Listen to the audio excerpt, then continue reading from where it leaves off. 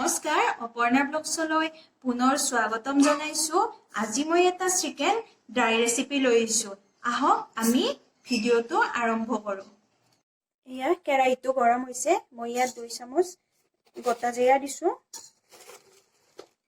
কেইটামান জালুক দিছো, কেইটামান শুকান জলকীয়া দিছো 4টা। এইখিনি এবাৰ মই অকমান গৰম কৰি লম, লৈ মই খুন্দি লম।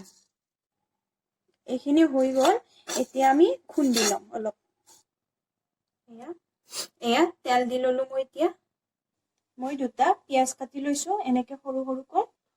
এতিয়া পিয়াজখিনি দিলো। এয়া ইয়াতে মই এবাৰ কেইটামান নৰসিংহ পাত দিম। অকমান ভাজি লম। এয়া পিয়াজখিনি আমাৰ ৰংচুৱা হৈছে।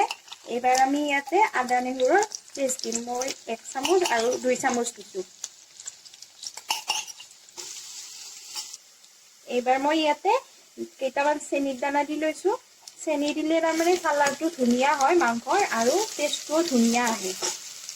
এয়া মই মাংস 250 গ্ৰাম লৈছো। এইবাৰ মই মাংসখিনি দি লম ইয়াত।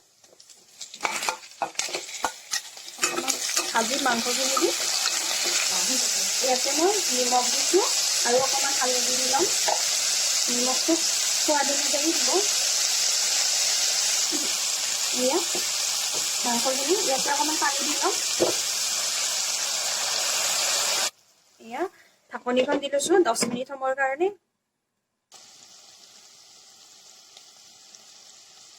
এতিয়া মই খুন্দি লোৱা জিৰা জালুকৰ গুড়ি 2 চামুচ দিম। এনেকে গৰম কৰি খুন্দি দিলে জিৰা জালুকখিনি কালাৰটোও দেখিব ভাল হয় আৰু খাবলৈও ভাল লাগে। ইয়াতে মই অকমান সয়া সচ দি ললো, এইটো অপচনেল হয়। এয়া আমাৰ মাংসখিনি হৈ গ'ল। যদি আপোনালোকৰ এই ৰেচিপিটো ভাল লাগিল তেতিয়াহ'লে এবাৰ ট্ৰাই কৰি চাব আৰু লগতে লাইক, কমেন্ট, শ্বেয়াৰ আৰু সাবস্ক্ৰাইব কৰিব।